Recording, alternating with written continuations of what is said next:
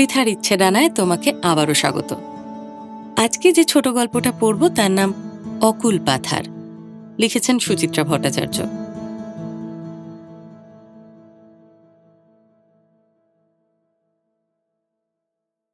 আজকাল অফিসের দিনে সকালে রাঁধতে ইচ্ছে করে না শ্রেয়ার। রাতেও যে ভালো লাগে তা নয়, তবু পেটের তাগিদে কিছু না কিছু তো বানাতে হয়ই। সেই রান্নাবান্নার খানিকটা বাড়তি পড়ে থাকলে তো ভালো, নইলে সকালে চাল, ডিম, আলু একসঙ্গে সেদ্ধ বসিয়ে দাও। মোটামুটি তৈরি হয়ে যায় পাকস্থলী ভরানোর উপকরণ। ঘি, মাখন যা হোক একটা দিয়ে মাখো, যেটুকু রোচে গেল, তারপর চলো দিনগত পাপক্ষয়ে। ওবেলার ভাবনা ওবেলাতেই ভাববে, এই নিয়মেই শ্রেয়া অভ্যস্ত এখন। আজও সেভাবেই শুরু হয়েছিল দিন। ঘষতে ঘষতে এগোচ্ছিল সকালটা। বিস্বাদ মুখে চা খেলো বার কয়েক। ঘর ঝাড়পোঁছ করে চলে গেল সরস্বতী। আলগা আলগাভাবে একটুক্ষণ খবরের কাগজ উল্টোল শ্রেয়া। তারপর রাইস কুকার অন করে ঢুকল স্নানে। বেরিয়ে চুল টুল আঁচড়ে ডাইনিং টেবিলে এসে বসেছে। তখনই শোয়ার ঘরে পাখির কিচিরমিচির। মোবাইল বাজছে। নির্ঘাত মা। শ্রেয়ার ভুরুতে ভাঁজ পড়ল। মার সময় অসময়ের বোধ অত্যন্ত কম। মেয়েকে নিয়ে দুশ্চিন্তাও তার উতলে ওঠে যখন তখন। মেয়ে ঠিকঠাক খেয়ে বেরোলো কিনা, কাজের মেয়েটা এসেছে কি আসেনি, বিকেলে শ্রেয়া আজ বাপের বাড়ি যাবে কি যাবে না। শ্রেয়ার এই অফিস বেরোনোর মুখেই মার সব জানা চাই। দিদিও হতে পারে অবশ্য। কোথায় একটা যেন বেড়াতে যাওয়ার জন্য কাল রাতে খুব খেঁচাচ্ছিল শ্রেয়াকে। সকালে হয়তো আবার। ভাবতে ভাবতেই ঘরে গিয়ে শ্রেয়া ফোনটা তুলেছে। মনিটরে চোখ পড়া মাত্র শরীর জুড়ে বিদ্যুতের শক। অরিজিৎ। 2-4 সেকেন্ড শ্রেয়ার কোনো স্বর ফুটল না। তারপর জোরে একটা শ্বাস টেনে অনেকটা হাওয়া ভরল ফুসফুসে। যথাসাধ্য ভাবলেশীন গলায় বলল, তুমি হঠাৎ? কেমন আছো শ্রেয়া? ব্যঙ্গ করছে না তো অরিজিৎ? পাক্কা 7 মাস আগে বউকে ছেড়ে চলে গেছে যে পুরুষ, তার মুখে ওই প্রশ্ন তো তামাশারই নামান্তর। অতি কষ্টে স্নায়ু নিয়ন্ত্রণে রেখে শ্রেয়া বলল, জানা কি খুব জরুরি? অফিস বেরোচ্ছ নাকি রাস্তায়?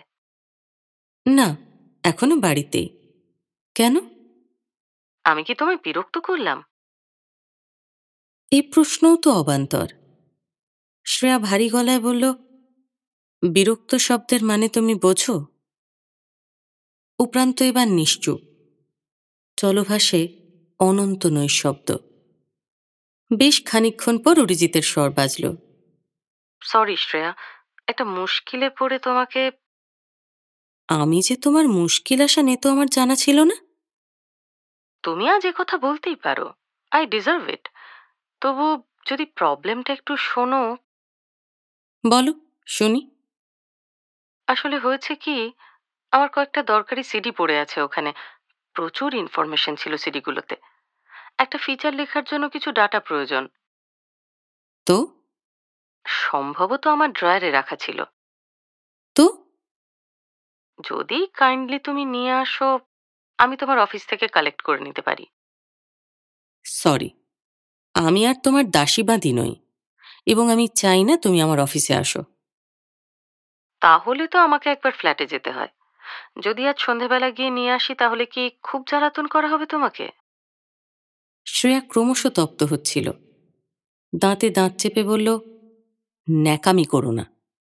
তোমার জিনিস তুমি নেবে, তাতে আমার কি এসে গেল? ঝাঁঝটা যেন গায়েই মাখল না অরিজিৎ। উচ্ছ্বসিতভাবে বলল, থ্যাংক ইউ, থ্যাংক ইউ। থেকো তাহলে, সন্ধেবেলা আসছি। শ্রেয়া আরও চটে গেল। আমায় থাকতে হবে কেন? তোমার কাছে তো ফ্ল্যাটের একটা চাবি থাকার কথা। ছিল তো, খুঁজে পাচ্ছি না। জানোই তো আমি একদম গোছালো নই। আবার কয়েক সেকেন্ড নীরবতা। আবার অরিজিতের স্বর ভাসল, থেকো প্লিজ, অ্যারাউন্ড 7টা 7:30 হবে। জবাবের অপেক্ষায় না থেকে অরিজিৎ লাইন কেটে দিয়েছে। শ্রেয়ার সর্বাঙ্গ কিসকিস করছিল। শুধু নিজের স্বার্থ, নিজের প্রয়োজন, তার বাইরে কি কিচ্ছু বোঝে না অরিজিৎ? 7 মাস পর একটা ফোন করলো, তাও কিনা একান্তই দরকারে। কায়দা করে আবার জিজ্ঞেস করে, কেমন আছো? শ্রেয়া যে সত্যিই কেমন আছে সেটা জানার কণামাত্র কৌতূহল আছে অরিজিতের। আশ্চর্য, অমন একখানা ঘটনা ঘটিয়েও ফের এ বাড়িতে পা রাখতে চায়, নিজের ধান্দায়। পুরুষ মানুষ এত নির্লজ্জ হতে পারে? শ্রেয়াকে চরম অসম্মানের মধ্যে ঠেলে দিয়ে কোন মুখে দাঁড়ানোর সাহস পায় শ্রেয়ার সামনে? সকালটা পুরো ঘেঁটে গেল শ্রেয়ার। রাইস কুকারের বাতি সবুজ হয়ে গেছে অনেকক্ষণ। ঢাকনা খুলতে আর ইচ্ছে করছে না। অফিস যাওয়ার তাড়াটাও যেন উবে গেল। দপদপ করছে মাথা। উফ, সেই দিনটা! অফিস থেকে ফিরে শ্রান্ত শ্রেয়া সবে ফ্যান চালিয়ে একটু বসেছে। সেন্টার টেবিলে কোস্টারে চাপা চিরকুট, সংক্ষিপ্ত বয়ান। সরি, যেতেই হচ্ছে। প্রথমটায় তো মাথামুন্ডু কিছুই বুঝতে পারেনি শ্রেয়া। মিনিট কয়েক ভ্যাবাচাকা বসে থেকে ফোন লাগালো অরিজিৎকে। কিন্তু সে মক্কেল ফোন ধরলে তো? বেজেই যায়, তারপর একসময় কুটুস করে সুইচ অফ। একা ফ্ল্যাটে শ্রেয়া হানটান করে চলেছে, করেই চলেছে। সন্ধে গড়িয়ে রাত হল, রাত ক্রমে নিশুত। শব্দ কমে এলো, তন্দ্রা নামছে শহরে। বেরিয়ে পড়ল নৈশ প্রহরী, হুইসেল বাজিয়ে টহল দিচ্ছে থেকে থেকে। রাত্রির নির্জনতা ছিঁড়ে হঠাৎ হঠাৎ ডেকে ওঠে কুকুরের পাল। কোথায় কোন ফ্ল্যাটে বাচ্চা কেঁদে উঠল। শ্রেয়ার চোখে ঘুম নেই। কত রকম যে ভাবনার আনাগোনা তখন। খবরের কাগজের জন্য কোনো গোপন সংবাদ সংগ্রহে কি বেরিয়ে যেতে হয়েছে অরিজিৎকে? যোগাযোগ করতে চায় না বলেই ধরেনি। তবু একটা SMS-এ তো নাকি বন্ধুদের সঙ্গে বেড়াতে বেরিয়ে পড়ল, আচমকা কোলাঘাট, বকখালি কিংবা শান্তিনিকেতন, যেমন যায় মাঝে মাঝে। কিন্তু তখন তো চিরকুট সাজানো থাকে না কোনো, মোবাইল ফোনও বন্ধ রাখে না। মাঝপথ থেকে হলেও সংক্ষিপ্ত বার্তা একটা পাঠাবেই। তবে কি মজা করছে? এ কেমন রসিকতা! 5.5 বছর শ্রেয়ার সঙ্গে ঘর করছে অরিজিৎ, এখন কি ওই ধরনের ফাজলামি শোভা পায়? সকাল হতেই খোলসা হলো রহস্য। স্বয়ং অরিজিৎই ফোন করল। শ্রেয়া কোনো প্রশ্ন করার আগেই কাট গলা। সরি শ্রেয়া, আমাকে চলে আসতেই হলো। শ্রেয়ার মগজে তখনও আধার। অবাক হয়ে বলল, কোথায়? পারমিতার ফ্ল্যাটে। মানে? মানে তো পরিষ্কার শ্রেয়া, আমি এখন থেকে পারমিতার সঙ্গে থাকব। শ্রেয়া হতভম্ব, শ্রেয়া স্তম্ভিত, শ্রেয়া বাকরুদ্ধ। কানাঘুষো শুনছিল বটে, পারমিতা নামের টিভি চ্যানেলের ওই সঞ্চালক মেয়েটির সঙ্গে মাখো মাখো একটা সম্পর্ক চলছে অরিজিতের। রটনাটা নিয়ে অরিজিৎকে একদিন জিজ্ঞেস করেছিল, সে তো হেসে উড়িয়ে দিল। আমাকে শেষে ওই ব্রেনলেস মেয়েটার আশিক ঠাউরালে? Am I that cheap? অরিজিতের সেই কথাটাই বুঝি মাথায় ঘুরছিল শ্রেয়ার। কোনো রকমে উচ্চারণ করতে পেরেছিল, তুমি যে বলতে মেয়েটা খুব সস্তা টাইপ। ধারণা তো পাল্টায়। মিশে দেখলাম ও বড় দুঃখী। ওর উপর দিয়ে এত ঝড়ঝাপটা গেছে, সে needs me more than you. শ্রেয়ার মুখে কথা সরছিল না। অরিজিৎই ফের বলল, কিছু মনে করো না শ্রেয়া, দু নৌকোয় পা দিয়ে চলা আমার স্বভাব না। তোমাকেও চিট করতে চাই না, পারমিতাকেও হার্ট করা আমার পক্ষে অসম্ভব। একটা সিদ্ধান্ত তাই নিতেই হলো। বুঝতে পারছি তোমার খুব খারাপ লাগবে, কিন্তু উপায় কি বলো? দিস ইজ লাইফ শ্রেয়া, ভাঙা করা খেলা চলতেই থাকে, নয় কি? এরপর আর কি বা শোনার বাকি থাকে? ডাঙসের ঘায়ে শ্রেয়ার বোধবুদ্ধি যেন অসার সহসা। কেমন অবলীলায় একটা সম্পর্কের মৃত্যুঘণ্টা বাজিয়ে দিল অরিজিৎ। যেন তাদের দাম্পত্য নেহাতি একটা এলেবেলে খেলা ছিল। শ্রেয়াকে ত্যাগ করা যেন গা থেকে ধুলো ঝাড়ার মতো এক তুচ্ছ ঘটনা। মা গো মা, কি বিশ্রী অপমান, কি জঘন্য লজ্জাকর পরিস্থিতি! 5 জনের কাছে শ্রেয়া মুখ দেখাবে কেমন করে? বাবা মা, শ্বশুর শাশুড়ি, দাদা দিদি, বন্ধু বান্ধব, কাকে কি বলবে? সবচেয়ে বড় কথা, শ্রেয়া নিজেকে কি বোঝাবে? 5.5 বছর ধরে তিলে তিলে গড়ে তোলা সংসার, একটা মিলিত জীবন এত সহজে ভেঙে খান খান হয়ে যায়, এতটুকু মানসিক প্রস্তুতি ছাড়াই? সেদিন থেকে অপমানটা তুষের আগুন হয়ে জ্বলছে ধিকি ধিকি। 7 মাস পরে হয়তোবা খানিক স্তিমিত এখন, তবু আছে তো। অরিজিতের আকস্মিক ফোন আবার যে কেন উস্কে দিল সেটাকে। দুপদাপ পায়ে পাশের ঘরে গেল শ্রেয়া। কামরাটা জিনিসপত্রে বোঝাই। গাদা গাদা বই, রাশি রাশি magazine, computer, printer, music player, গোছা গোছা সাদা কাগজ। বই ফাইল বেশিরভাগই অরিজিতের, মিউজিক সিস্টেমটাও। অরিজিৎ কাজ করতে করতে গান শুনত। থমথমে মুখে শ্রেয়া চতুর্দিকে দৃষ্টি চালালো একবার। তারপর ক্যাবিনেটের দেরাজ টেনে টেনে সিডি ডিভিডি বার করছে। ছাইপাশ কি আছে কে জানে। অরিজিৎকে আজ সব নিয়ে যেতে বলবে, সব। বই, ম্যাগাজিন, মিউজিক প্লেয়ার, কোনো কিছুই আর সে রাখবে না। স্মৃতির জঞ্জাল ঝেঁটিয়ে সাফ করবে। এলোপাথারি ঘাঁটাঘাঁটিতে শ্রেয়া যেন একটু হাঁপিয়ে পড়ল। দম নিচ্ছে জোরে জোরে। কি ভেবে ফের শোয়ার ঘরে এলো। খুঁটিয়ে দেখলে এ ঘরেও তো অরিজিৎ ছড়িয়ে এখনো। চাদর, বালিশ, খাট, আলমারি, ওয়ার্ড্রব, এমনকি দেওয়ালে টাঙানো পেন্টিংটাতে অরিজিৎ প্রবলভাবে উপস্থিত। কত কি বিদায় করবে শ্রেয়া? অজান্তেই শ্রেয়ার ছোট শ্বাস পড়ল। অরিজিৎ যদি এসব কিছুই না নিয়ে যেতে চায়, তাতেই বা শ্রেয়ার কি বলার আছে? ফ্ল্যাটটা তো তার একার নয়। এই 947 স্কোয়ার ফিটে অরিজিতেরও সমান অধিকার। দুজনেই অফিস থেকে লোন নিয়েছিল। একটাই ফ্ল্যাটকে দুটো অংশে ভাগ করে দেখানো আছে দলিলে। এবার কি চুলচেরা ভাগ করে অরিজিতের প্রাপ্য অংশ বুঝিয়ে দেবে অরিজিৎকে? তার চেয়ে বরং শ্রেয়াই যদি চলে যায়, নয় একটা এক কামরার ফ্ল্যাটে গিয়ে উঠবে।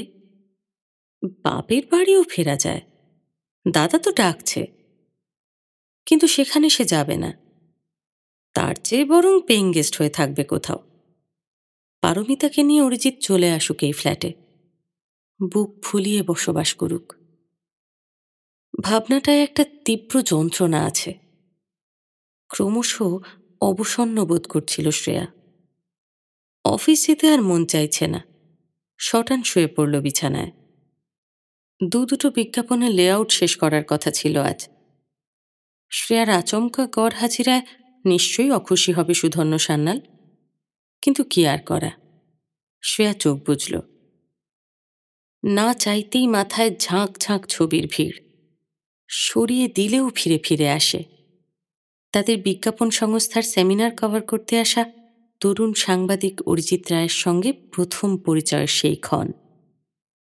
প্রথম দর্শনেই ভালো লেগে যাওয়া, প্রথম SMS বিনিময়, প্রথম স্পর্শ, প্রথম চুমু। ভারী সম্মোহক এক পুরুষ। চমৎকার কথা বলে, প্রাণ খুলে হাসতে পারে, মগজ তথ্যপঞ্জিতে ঠাসা, কিন্তু জ্ঞান দেয় না। গলা ছেড়ে রবীন্দ্রসঙ্গীত গেয়ে ওঠে। এমন ছেলের প্রেমে না পড়ে উপায় আছে? শ্রেয়ার তো তখন মনে হতো দুনিয়ার সেরা হিরোটি তার হাতের মুঠোয়। তাই কি সাত তাড়াতাড়ি বিয়েটা করল?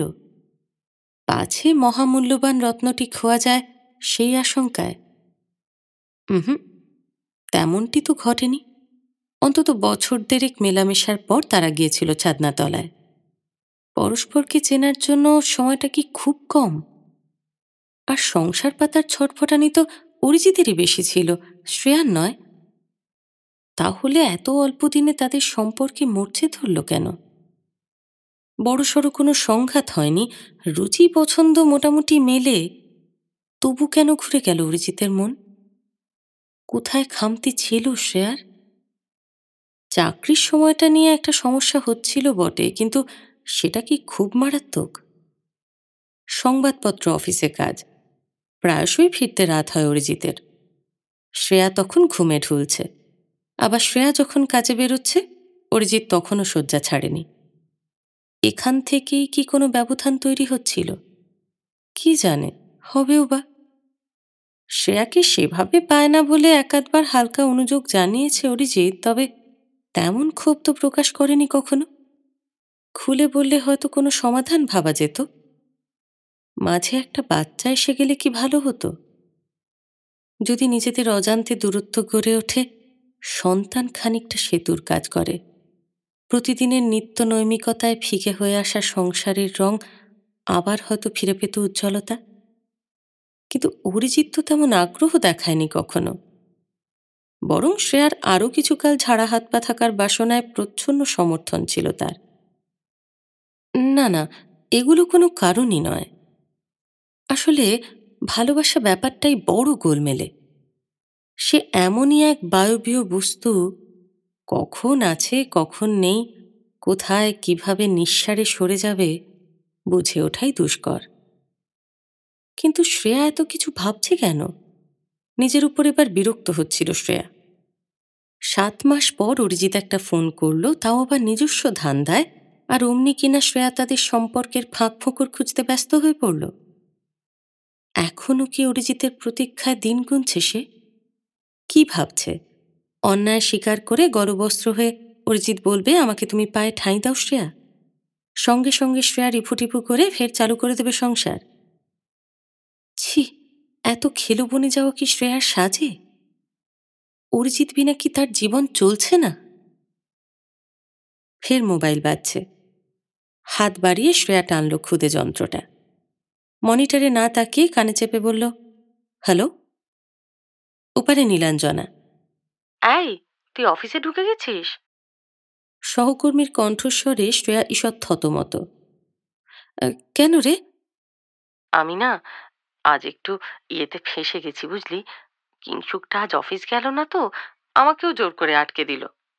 বাবুর হঠাৎ পুলক জেগেছে, whole day French leave enjoy করবে। ও। তুই একটু দেরেলটাকে ম্যানেজ করে নিস প্লিজ। শ্রেয়া একটু থেমে বলল, আমিও আজ বাড়িতে রে, বেরোয়নি। সে কি? কেন? এমনি, যেতে ইচ্ছে করছে না। শ্রেয়া জোর করে একটু উচ্ছল হওয়ার চেষ্টা করল। ধরে নে, আমিও তোদের মতো ফ্রেঞ্চ লিভ নিয়েছি। আবার সেই মন খারাপের স্পেলটা শুরু হয়নি তো? আজকাল মাঝে মাঝেই একটা অবসাদ ভর করে শ্রেয়াকে। বন্ধুরা জানে, কিচ্ছু ভালো লাগে না তখন। সারাক্ষণ বাড়িতে শুয়ে থাকে, কারোর সঙ্গে যোগাযোগ রাখে না, পৃথিবী থেকেই যেন বিচ্ছিন্ন করে ফেলে নিজেকে। দুঃসহ একটা একাকিত্বের নাগপাশ তখন আষ্টে পৃষ্ঠে পেঁচিয়ে ধরে। কিছুতেই কিছুতেই তাকে ছাড়াতে পারে না শ্রেয়া। টানা 3-4 দিন চলে এরকম। তারপর নিজেই নিজেকে আবার স্বাভাবিক করে কোনো মতে। শুকনো হেসে শ্রেয়া বলল, না রে বাবা না, আমি ঠিক আছি। জাস্ট একটু মাইগ্রেন মতন। দেখিস, সাবধানে থাকিস। তুইও নেই, আমিও নেই, বস যা দাপাবে। প্রতীক দেবপ্রিয়র আজ বাম্বু গেল। কাল কিন্তু তোর আর আমার কপালে ডান্ডা নাচছে।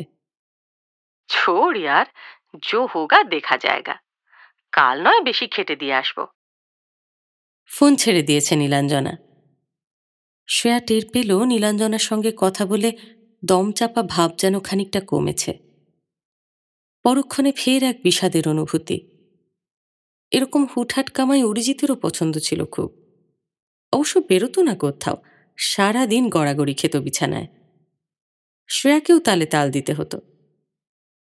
কেন যে দিনগুলো আর ফেরে না? হয়তো এখনও অরিজিৎ বাঙ্ক করে অফিস, আর পারমিতাকে নিয়ে সারাদিন। মাথাটা আবার দপ করে উঠল শ্রেয়ার। না, এভাবে পড়ে থাকলে আজে বাজে চিন্তারা বড্ড বেশি প্রশ্রয় পাচ্ছে। কিছু একটা করা দরকার।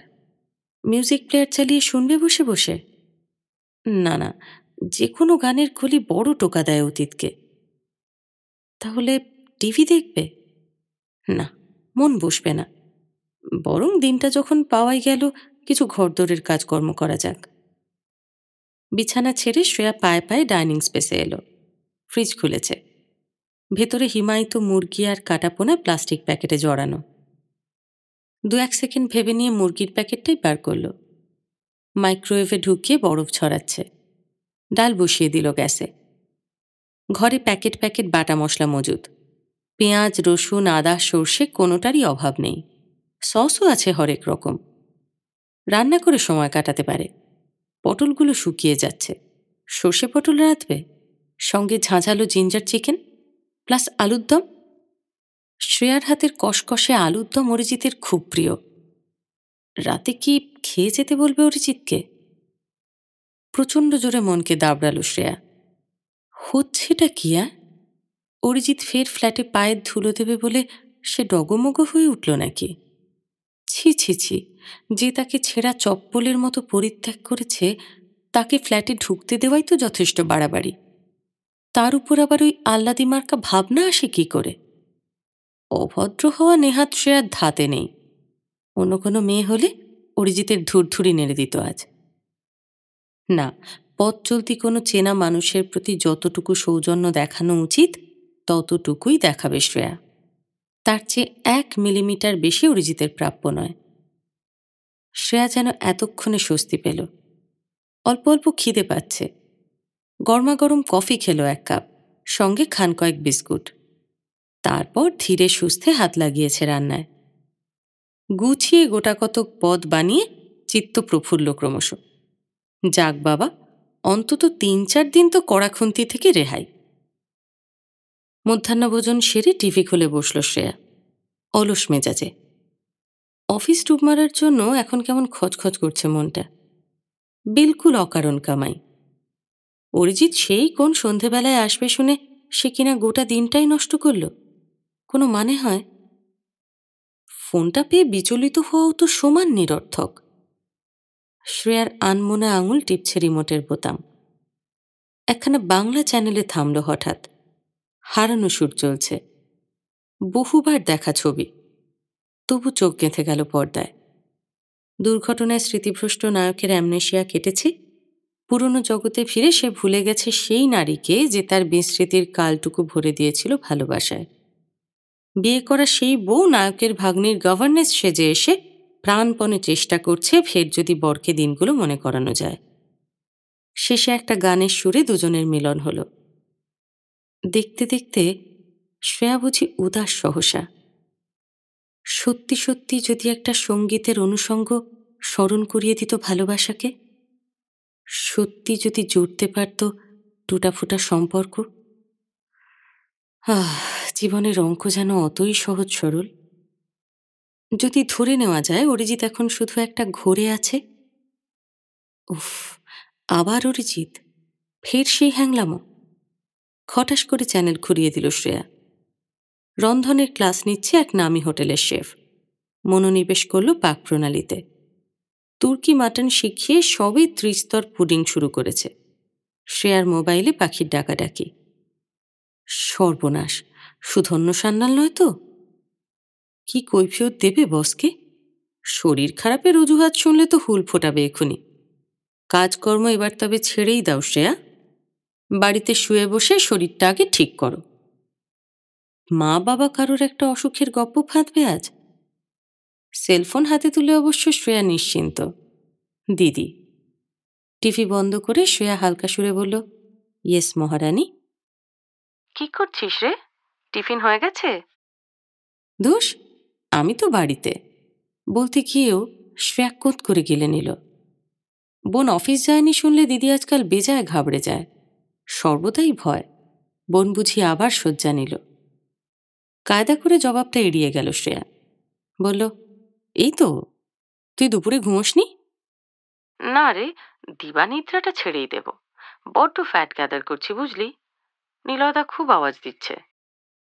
একটা স্লিমিং কোর্স স্টার্ট করে দে। তোর চর্বিও ঝরবে, সঙ্গে সঙ্গে নিলয়দার কিছু পয়সাও। ভালো বলেছিস তো। দাঁড়া, আজই নিলয়দাকে বলছি, বউকে যদি তন্নি দেখতে চান 1040 ছাড়ুন। 1 মাসে 36-এর বউ 18-এ নেমে আসবে। ব্যাপার কি? খুব মুডে আছিস মনে হচ্ছে। তা আমাদের প্ল্যানটা নিয়ে ভাবলি? কোন প্ল্যান দিদি? বারে, কাল যে বললাম নেক্সট উইকে শুক্র শনি রবি পরপর 3 দিন ছুটি। তোর নিলয়দা মন্দারমণি মন্দারমণি করে লাফাচ্ছে। ও হ্যাঁ, হ্যাঁ। তা গেলে হয় অবশ্য। হয় টয় না, চল। 3টে দিন সবাই মিলে তুমুল হইচই করব। অনেকদিন তো কোথাও বেরোস না, তোরও ভালো লাগবে, মনটা একদম ফ্রেশ হয়ে যাবে। প্রিয়া সরলভাবেই বলল কথাটা। তবু তবু যেন কেমন বিঁধল শ্রেয়াকে। দিদির বলার ভঙ্গিটা কি বুঝিয়ে দেয় না শ্রেয়া ভালো নেই? সেটাও যেন অপ্রত্যক্ষভাবে খোঁচা দেয় বুকে। শ্রেয়া দায়সারাভাবে বলল, দেখি এখন তো দেরি আছে, এই উইকটা আগে কাটুক। এই, বেগরবাই করিস না। ওই একা একা ভূতের মতো বাড়িতে থাকাটা এবার ছাড়। তো নিলয়দা বলছিল পূর্ণিমার রাতে মন্দারমণির বিচে বসে থাকলে সমস্ত মন খারাপ নাকি ভ্যানিশ হয়ে যায়। শ্রেয়ার বুকটা মুচড়ে উঠল। দিদি যে কেন বোঝে না মন খারাপের কথা বারবার শোনাতে নেই। এটা ঘায়ে মলম লাগানো নয়, খুঁটে খুঁটে দেখা ঘা কতটা সারল, ক্ষত যে কতটা গভীর হয় কেন যে টের পায় না আপনজন। দিদির সঙ্গে আরো 2-4টে আলগা আলগা কথা বলে শ্রেয়া যখন মোবাইল অফ করল, তখন সে বুঝে গেছে সামনের সপ্তাহে মন্দারমণি তাকে যেতে হবেই, এবং গিয়ে সে কোনো আনন্দই পাবে না। তার মন ভালো করার অবিরাম প্রচেষ্টা দেখে আরও বেশি বিষণ্ণ হয়ে পড়বে সে। কি কপাল! এখন এটাই তার ভবিতব্য। শ্রেয়ার অবসাদটা ফিরে আসছিল। তার দিদি, দাদা, মা, বাবা কেউ তার কষ্টটা অনুভব করতে পারল না। সে এখন একা, ভয়ঙ্কর রকমের একা। এই একাকিত্ব রীতিমতো দুঃসহ। কিন্তু প্রতি মুহূর্তেই একা হয়ে যাওয়াটা স্মরণ করিয়ে দিলে মনোবেদনা যে সহ্যের বাইরে চলে যায়, এটা যে কেন কারোর মাথায় আসে না। মেয়েকে সঙ্গ দিতে মা এসে প্রথম দিকে ছিল দিন 15। শ্রেয়া স্নায়ুর উপর কি চাপটাই যে গেছে তখন। পতিহারা কন্যার শোকে মার চোখ সদা ছলছল। আবার মেয়েকে স্বাভাবিক ছন্দে ফেরাতে সেই মা আকুলি বিকুলি করছে, জোর করে হাসছে, মজার মজার গল্প জুড়ছে, মেয়ের পছন্দসই খানা বানাচ্ছে। যথাসঙ্গত করতে বাবাও হাজির, মেয়ের মাথায় হাত রাখছে বারবার। অরিজিৎকে দেখে নেবে বলে দাদা তড়পাচ্ছে। বৌদি করুণা ঘন চোখে পিটির পিটির তাকায়। সব মিলিয়ে কি চরম বিড়ম্বনা। কারুর দিকে তখন তাকাতে পারত না শ্রেয়া। প্রতিটি মনিতে তখন বিম্বিত হতো বিষাদ। এখনো কি পারে? পারতে দিচ্ছে কেউ?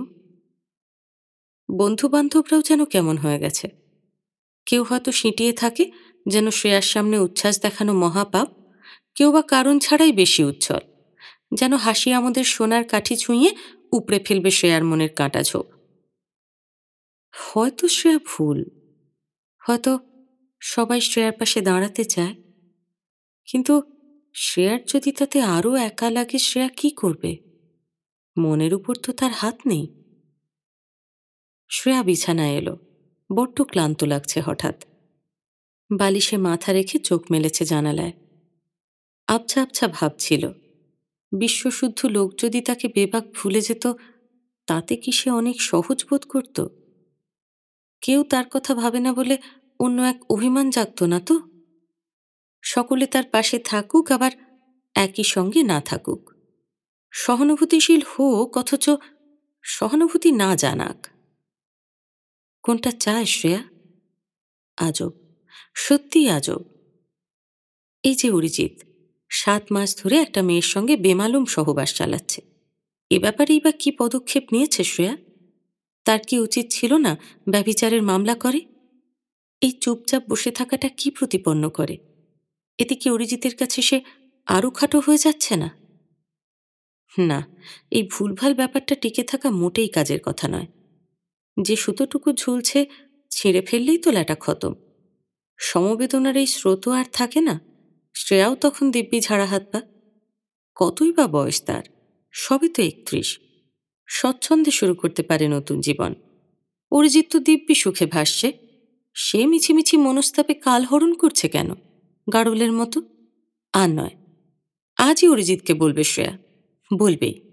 আজ হেস্ত নেস্ত করবে শ্রেয়া। করবেই। দুপুর গড়িয়ে বিকেল এলো। হেমন্তের অপরাহ্ন কখন যেন মিশে গেল সন্ধ্যায়। শ্রেয়া চা খাচ্ছিল, কম্পিউটারে ইমেল চেক করতে করতে। শুধুই হাবিজাবি, এখানে এই সেল চলছে, ওখানে অত ডিসকাউন্ট, সেখানে ওই অফার। মেলবক্স ছেড়ে ফেসবুকে ঢুকবো করছে, কলিং বেল বেজে উঠল। পলকের জন্য ছ্যাঁত করে উঠেছিল বুকটা। পলকে নিজেকে স্থিত করল শ্রেয়া। অজান্তেই চোখ গেল ঘড়িতে। 7:10 দরজা খুলতে শ্রেয়া সময় নিল একটু। হ্যাঁ, অরিজিতই। পরনে চিরাচরিত পোশাক, জিন্স, টি শার্ট, স্নিকার, মুখে একটা চোর চোর ভাব। শ্রেয়া পাল্লা ছেড়ে সরে দাঁড়ালো, যেন ইচ্ছে হলে ঢুকবে অরিজিৎ, না ইচ্ছে হলে ঢুকবে না। মুখে এমনই একটা অভিব্যক্তি। ভেতরে এলো অরিজিৎ। অপ্রস্তুত স্বরে বলল, আমি কি তাড়াতাড়ি চলে এলাম? শ্রেয়া উত্তর দিল না। চোয়াল আরো শক্ত করে আলতো ভেজিয়ে দিল দরজাটা। জুতো ছাড়ছে অরিজিৎ। চিলতে হাসি ফুটিয়ে জিজ্ঞেস করল, কখন ফিরলে অফিস থেকে? এবারও জবাব নেই। অরিজিৎ আর প্রশ্নে গেল না। গুটি গুটি পায়ে সোফায় গিয়ে বসেছে। শ্রেয়া দাঁড়িয়েই ছিল। অরিজিৎ একটু যেন সংকুচিত স্বরে তাকে বলল, বসো।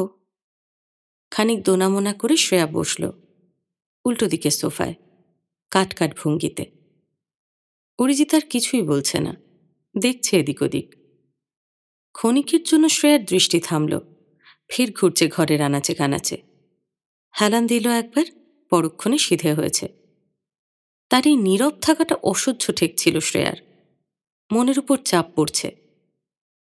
একটু পরে শ্রেয়া নিজে থেকেই বলে উঠল, তোমার সিডিতে আমি হাত দিইনি, ও ঘরে গিয়ে নিয়ে নাও। দৃষ্টি সামান্য অবনত ছিল অরিজিতের। চমকে তাকালো, পরক্ষণে চোখ নামিয়ে নিয়েছে। নড়াচড়ার কোনো লক্ষণ নেই।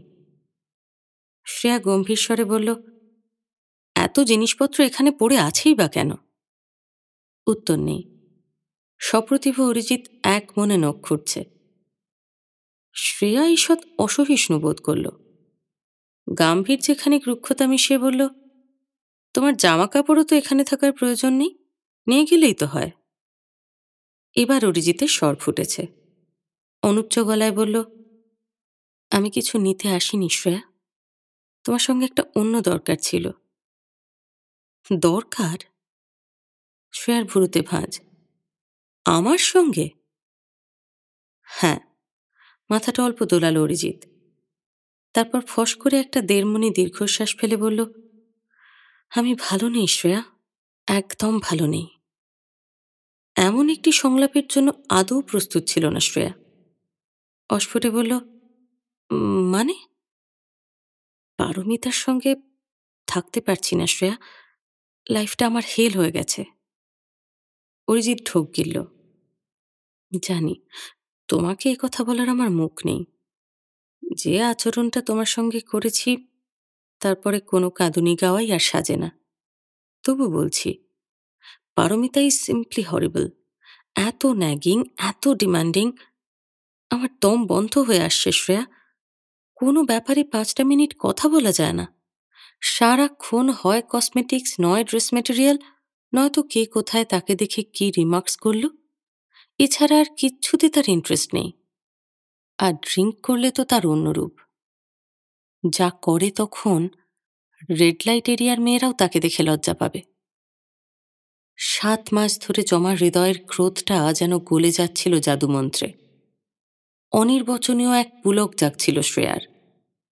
তবু কঠিন গলাতেই বলল, আমায় এসব শোনাচ্ছ কেন? আমি সুখী মেয়ে। দুঃখী মেয়ের গল্প শুনে আমি কি করব? আমায় ঠাস ঠাস চড়াবে, জুতো পেটা করবে, কান ধরে ওঠবোস করাবে, গোটা ফ্ল্যাটে আমায় নাকখত দিয়ে বলাবে, ওই মেয়েটার সঙ্গে সংস্রব রাখার জন্য এই শাস্তিই তোমার পাওনা ছিল। অরিজিৎ উঠে ধপ করে শ্রেয়ার পাশে বসে পড়ল। আচমকা শ্রেয়ার হাত চেপে ধরে বলল, জানো, কথাগুলো বলার জন্য কতদিন ধরে যে ছটপট করছি, সাহস পাচ্ছিলাম না। বিশ্বাস করো, মরিয়া হয়ে ভাবলাম কোনো ছুতোয় তোমার সঙ্গে অফিসে দেখা করি। তুমি বাড়িতে আসতে অ্যালাউ করলে। ওফ, I am so relieved. Shreya আস্তে আস্তে ছাড়িয়ে নিল হাতটা। সরে বসেছে। এমন একটা সমর্পণের আশাই তো সে করছিল, অথচ এই মুহূর্তে নিজের কান দুটোকেও যেন বিশ্বাস হচ্ছে না। কি দ্রুত গতিতে যে রক্ত বইছে শিরায়, ফেটে গিয়ে ফিনকি না ছোটে। অতি কষ্টে নিজেকে অচঞ্চল রাখল শ্রেয়া। মৃদু স্বরে বলল, এখন আর এসব কথায় কি এসে যায়? সময় পেরিয়ে গেছে অরিজিৎ। না শ্রেয়া, না, it is never too late. আমায় ক্ষমা করে দাও প্লিজ। আমি যে কোন কুক্ষণে ওই মেয়ে ছেলেটার জালে ফেঁসেছিলাম। অরিজিৎ কিছুক্ষণ চুপ, নিষ্পন্দ। তারপর মাথা ঝাঁকিয়ে বলল, আমাকে আর একটা চান্স দাও শ্রেয়া। ভুল তো মানুষ মাত্রই করে, নয় কি? শ্রেয়া কি বলবে ভেবে পাচ্ছিল না। প্রিয় পুরুষের আকুল স্বরে ভেসে যাচ্ছে প্রতিরোধ। অপমান, অভিমান, রাগ, যন্ত্রণা যেন ফিকে হয়ে আসছিল ক্রমশ। ঘুরে যাচ্ছে ঘড়ির কাঁটা। প্রস্তর প্রতিমার মতো বসে আছে শ্রেয়া। বসেই আছে। অরিজিৎ গলা ঝাড়ল। শ্রেয়ার ঘাড় হেলল সামান্য। আর কিছু বলবে? না, বড্ড তেষ্টা পেয়েছে। যদি একটু চা খাওয়াতে। আগের মতোই, দুধ চিনি ছাড়া?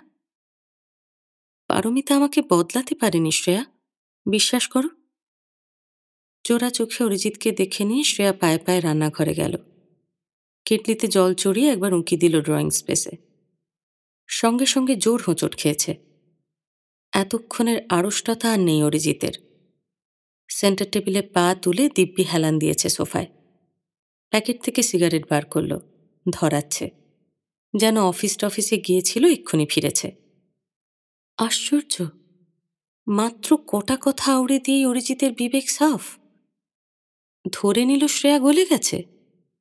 এবার সে পুরনো মহিমায় বিরাজ করবে এখানে। মাঝের ৭-৭টা মাস কি এত সহজেই উবে যায়? এত আত্মবিশ্বাস অরিজিতের আসে থেকে? শব্দের কুহকে এতই আস্থা? শ্রেয়াই বা কি? কোন যুক্তিতে বিশ্বাস করছে অরিজিৎকে? সেই অরিজিৎ যে কিনা পারমিতাকেও জাদু দিয়ে ভুলিয়েছে। হয়তো পারমিতাকেও বলেছিল শ্রেয়ার অত্যাচারে তার জীবনটা নরক হয়ে গেছে। পারমিতা হয়তো শ্রেয়ার মতো বোকাহাদা নয়। হয়তো অরিজিতের ছলচাতুরি সে ধরে ফেলেছে, তাই পালিয়ে আসতে চায় অরিজিৎ। পুরনো আশ্রয়ে ফিরে আবার হয়তো নতুন কোনো পারমিতাকে খুঁজবে। নাও হতে পারে অবশ্য। কণ্ঠের ওই ব্যাকুলতা কি শুধুই অভিনয়? হয়তো সত্যি অনুতপ্ত অরিজিৎ, শ্রেয়ার ক্ষমা পেয়ে আশ্বস্ত। নাকি নিপুণ মায়াজাল বিছিয়ে ফের ভর করবে শ্রেয়ার কাঁধে। কি করবে শ্রেয়া এখন? কি তার করা উচিত? চায়ের জল ফুটছে। গ্যাস নিভিয়ে কেটলিতে চা ঢালল শ্রেয়া। দুলছে শ্রেয়ার মন। দুলছে কখনো এপারে কখনো ওপারে। এক বিচিত্র দোলাচল, যা শুধু শ্রেয়ার, শ্রেয়াদেরই।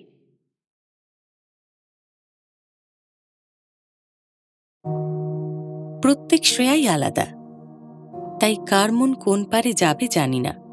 কোনটা ঠিক কোনটা ভুল তাও জানি না। তবু মনে হয় মনের এমন যুদ্ধ জয় রবি ঠাকুর হয়তো কিছুটা সাহায্য করতে পারেন। তোর আপনজনে ছাড়বে তোরে, তা বলে ভাবনা করা চলবে না। তোর আপনজনে ছাড়বে তোরে, তা বলে ভাবনা করা চলবে না।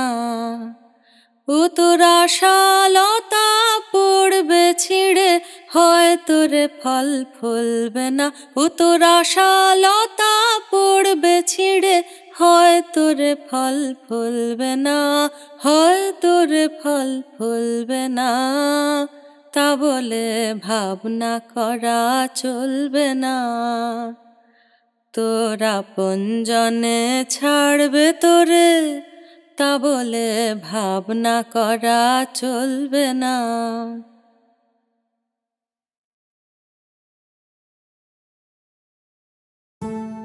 কেমন লাগলো আজকের গল্পটা? যদি ভালো লেগে থাকে তাহলে গল্পটা লাইক করো, প্রিয় মানুষের সঙ্গে শেয়ার করো। যদি চ্যানেলটা এখনো সাবস্ক্রাইব না করে থাকো তাহলে তাড়াতাড়ি সাবস্ক্রাইব করে দিও। আর অনেকটা ভালোবাসা নিয়ে অপেক্ষা করো আমার পরের গল্পের জন্য। খুব ভালো থেকো।